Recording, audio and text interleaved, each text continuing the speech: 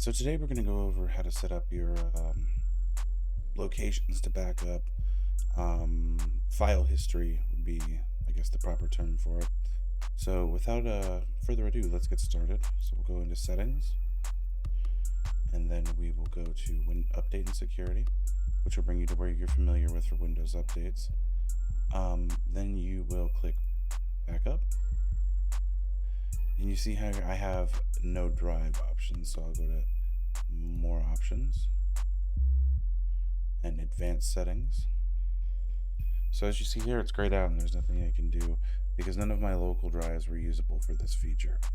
So what I can do is I can select a network location. Not everybody will have this, but if you have a device set up on your network that is for data storage or anything of that nature, then you'll be able to use this. So you can hit select a location and you see that it's blank. So we'll go to add a network location.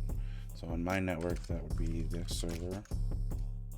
And then I have these set up. So I'll come in here, use this folder and select. That will then show me how much space I have. I can click OK and I can turn it on.